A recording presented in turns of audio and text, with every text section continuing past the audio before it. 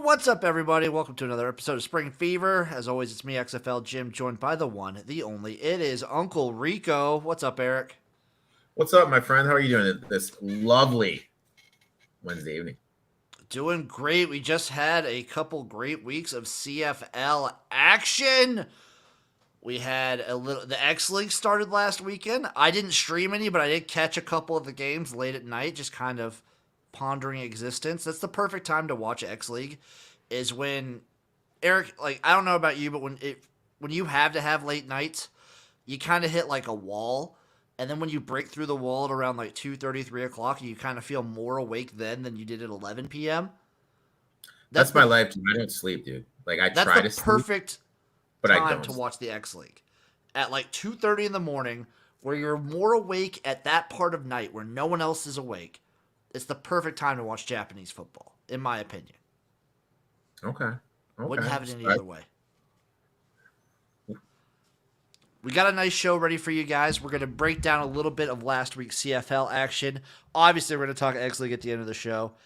And then we're going to give you some CFL picks for, Eric, what week is it? 15.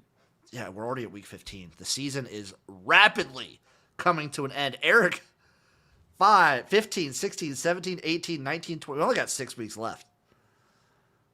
That is crazy. And then we're already in the playoffs. Speaking of which, I do believe we have to shout out Winnipeg and Toronto, both locked into the playoffs this weekend. Yep. Both got locked in. They're kind of, I would say, sort of separating themselves. We'll get to that with our power rankings in a little bit, but let's just go game by game, starting with the one I think this was our best prediction of the weekend. Hamilton Tiger Cats 27, Ottawa Red Blacks 24. I think we called it, right? You and me kind of like shot our shot with this one. Yeah, I mean, as long as Crum's back there, I'm not the biggest Crum guy. I think that they're just a fade anytime they're a favorite. When they're a dog, they're a little bit interesting to me if they're getting a bigger number. But anything as a favorite, them winning with margin, I'm just not about. Hamilton's that team that for me, it's just kind of, I don't know what to think of this team. You know, like Taylor Powell looked good this game, but also it's Ottawa, so who knows? They have weapons.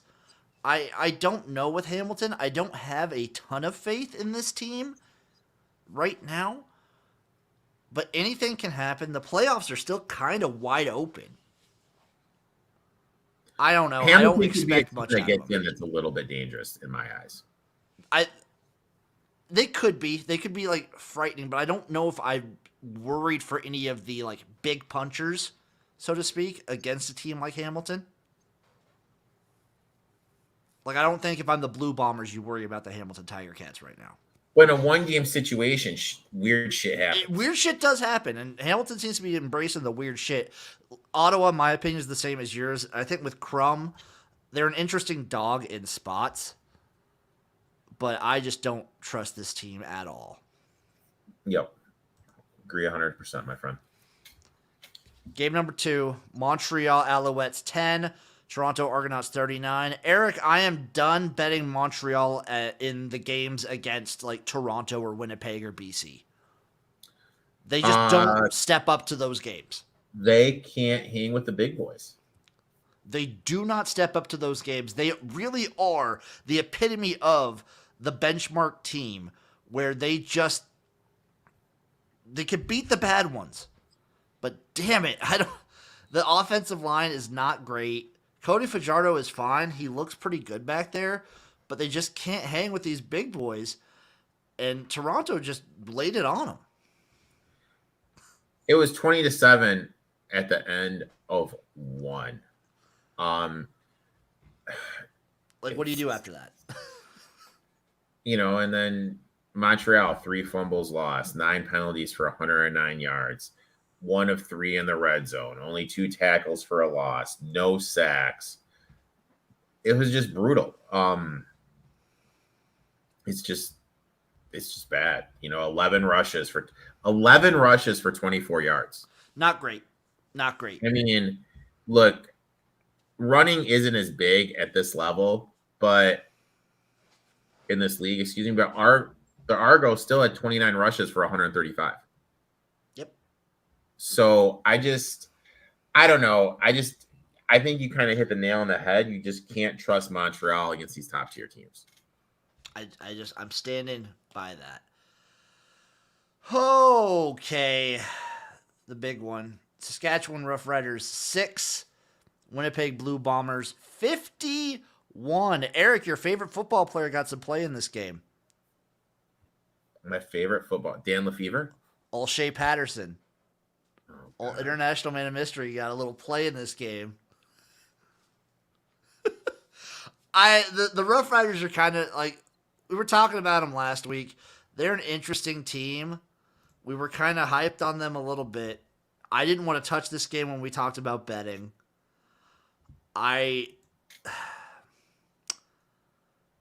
Trevor Harris is still hurt. Dolagala has looked decent in spots. I still think Saskatchewan's a feisty team. This is not a super anomaly because this kind of happens a lot when they play the Bombers. Mm-hmm. I think anytime, if you're a Saskatchewan Roughriders fan or just someone who's backing them, anytime you see the name Shea Patterson come up on a screen anywhere involving this team, it's probably a negative. That would be the nicest thing you've ever said.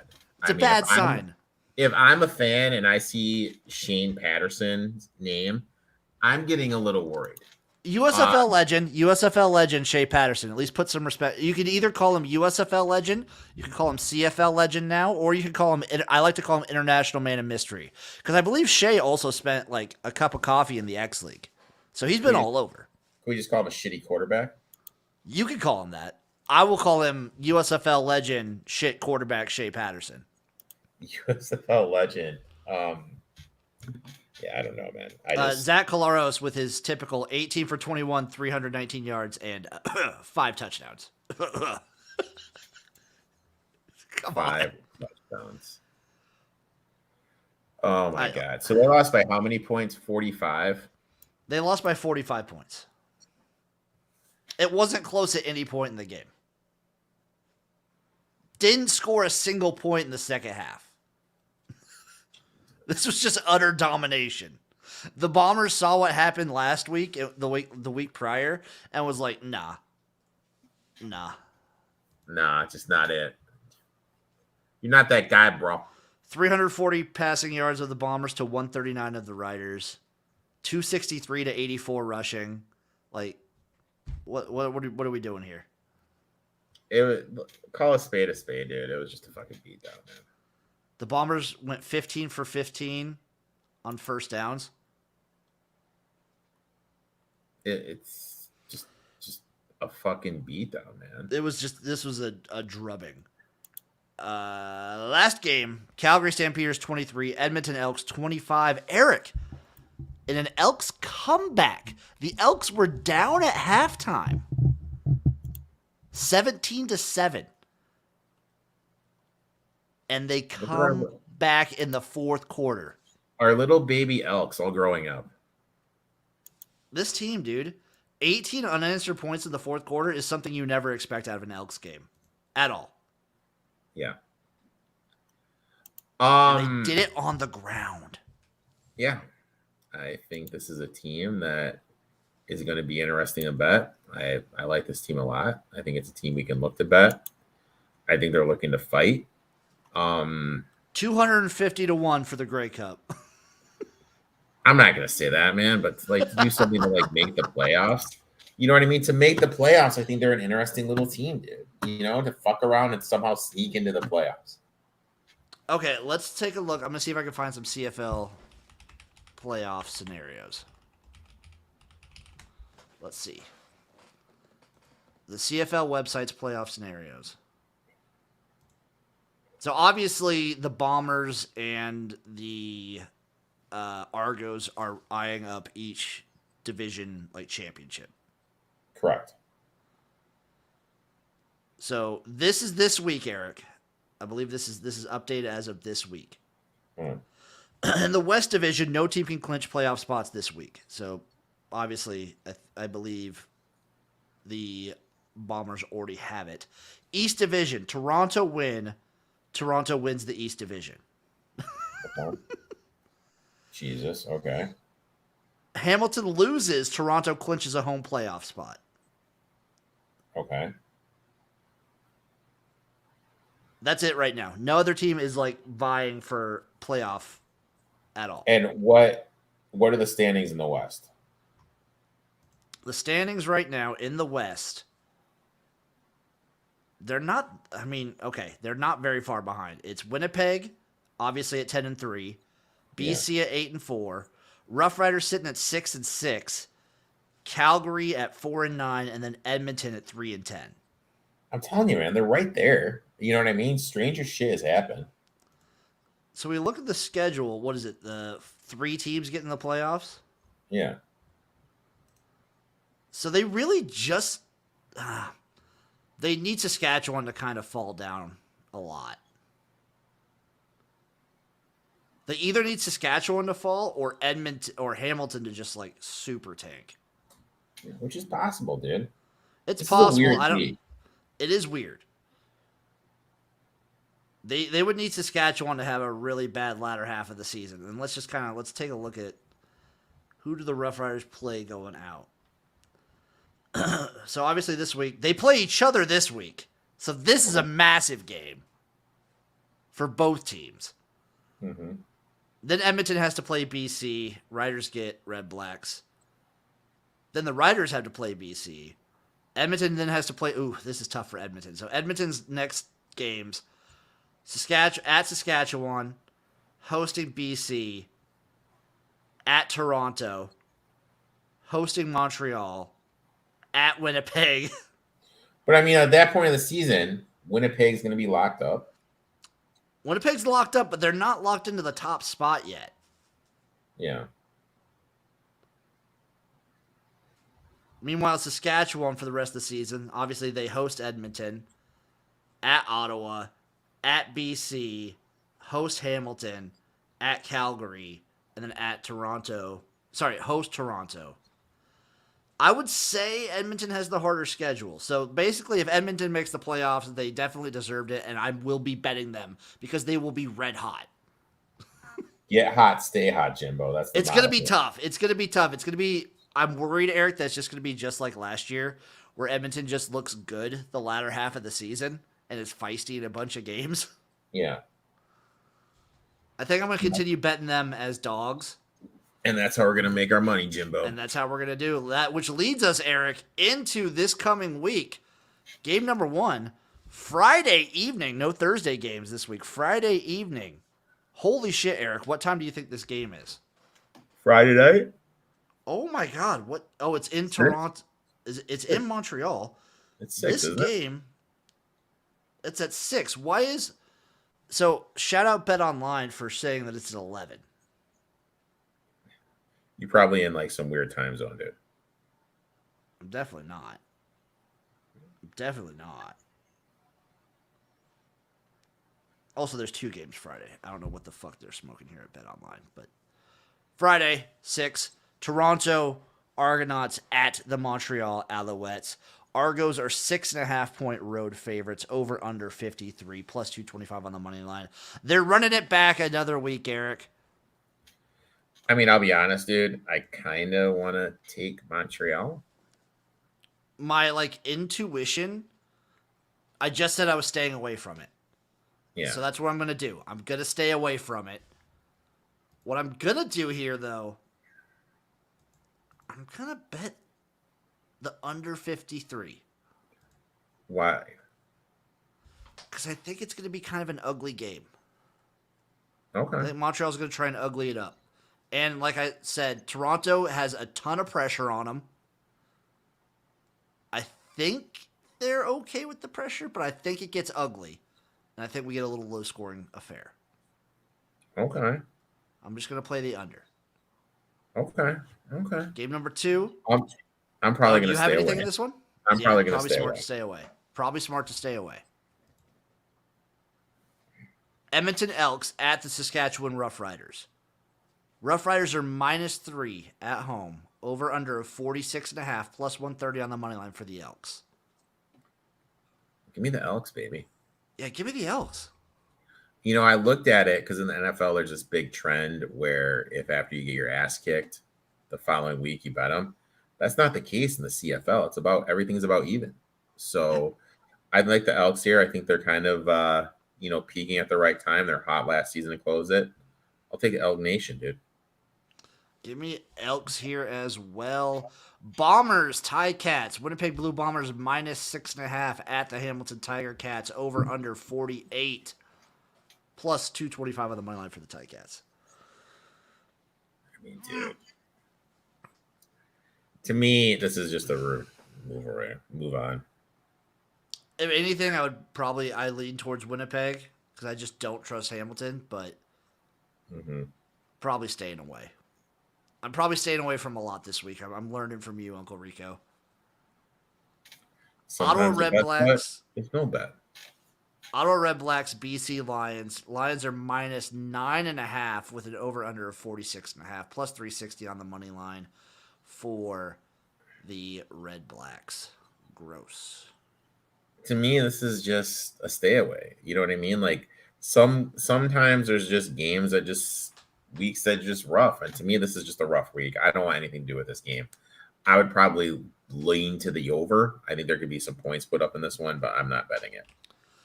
Okay, I changed one of my bets, so I'm not betting the Montreal-Toronto game at all. Not touching that one. I am switching a bet. I am going to be betting the Winnipeg and Hamilton game. Give me over 48.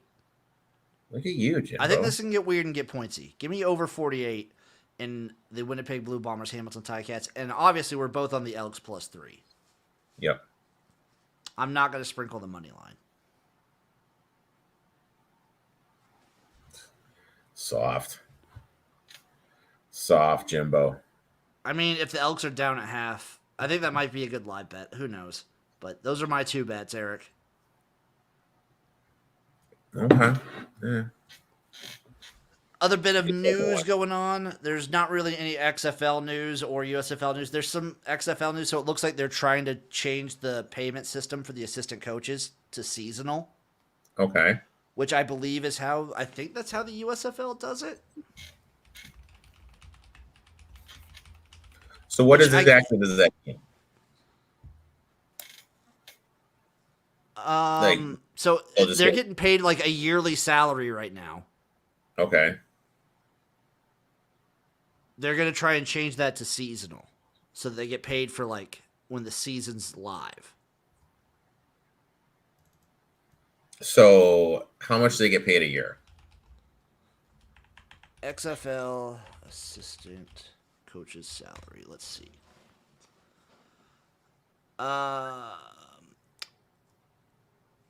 Who knows what these sources are?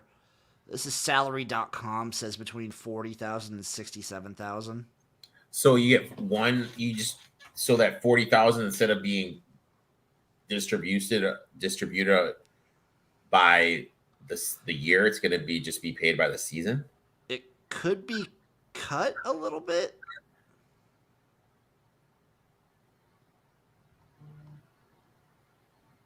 I'm not exactly sure.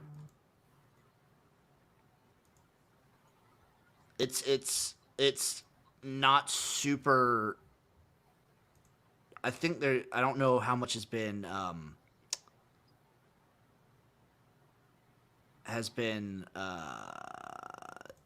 like actually shown to people. Okay. So like all the assistant coaches 1-year contracts expired recently. Okay. So they're going to go to seasonal contracts. So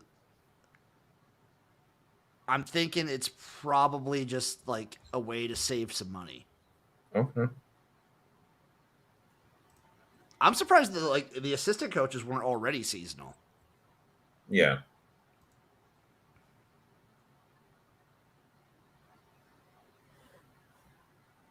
And I'm pretty sure the USFL does the same model. So it makes sense to me. Yeah, I like it. On that, NFL doing a little international move. They're adding a little addendum to their international policy. It looks like starting in 2024, all practice squads of the NFL are going to be having an international player, at least one of them. I like it. Opens it up. Gonna get some people probably from Europe over, maybe some Canadian players over. I like it. I like it a lot. Yeah, I love that move. I feel like the NFL is slowly trying to make the brand a little bit more global. Mm-hmm. And it's a good move. Playing over in Germany, in London, and all that. I like it. They're kind of like following the CFL in that regard. And if some of these players in like Europe and Asia and wherever can get practice squad money, why the hell not? Yeah, that's huge, dude. Practice. People don't realize how much practice squad players make. What do they make?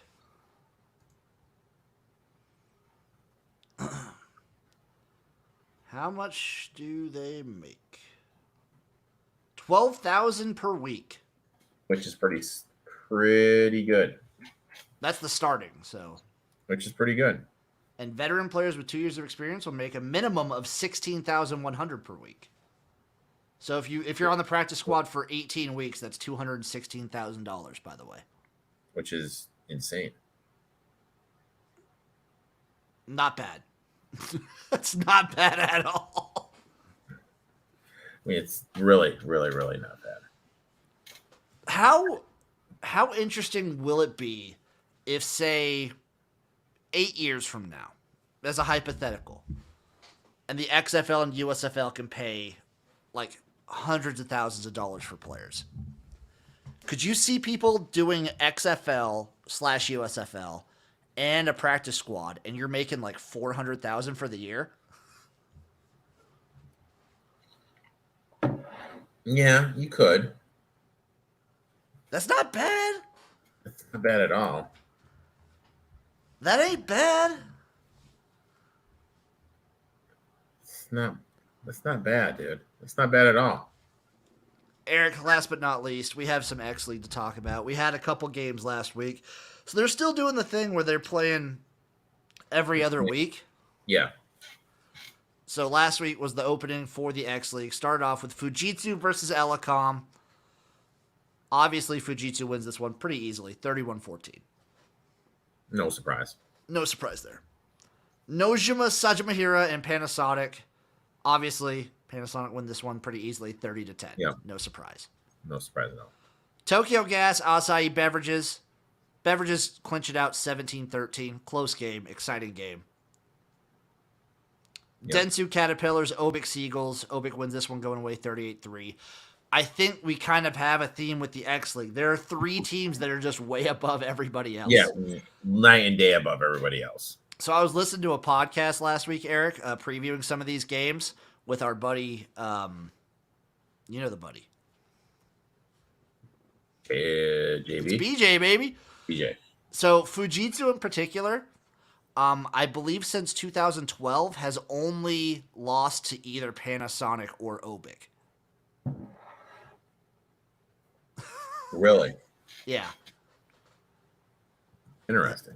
Yeah, so that's kind of like, this is when you're talking about the X League, there's a very strict tier space, and it's Fujitsu, Panasonic, and Obik, and then everybody else. Literally everybody else. Everybody. IBM versus who the?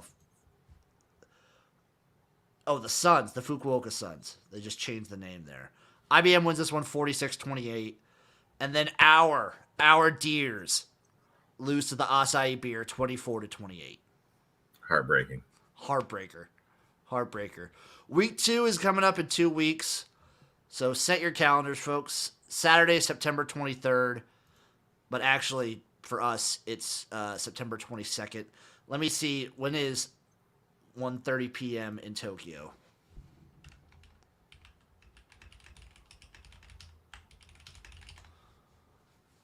It would be 11:30 p.m. for you and me, Eric, is when the game will start. past my 2 bedtime. weeks from Friday. 2 weeks from Friday. Be prepared. Everyone be prepared. Any parting shots, Eric, on the Spring Fever? No, man, let's make some money. Let's cash some tickets. Let's hope the Elks shock the world. I hope they do. Shout out to all players getting signed to practice squads. I would love if the Jets go after Nathan Rourke. I just want to let that be known. I would love to see that. I hope it happens. I know it won't, but I wish it would. Shout out to everyone getting practice squad money. Shout out to everyone coming back next year. And we'll see you guys next week for another episode of Spring Fever. Bye-bye.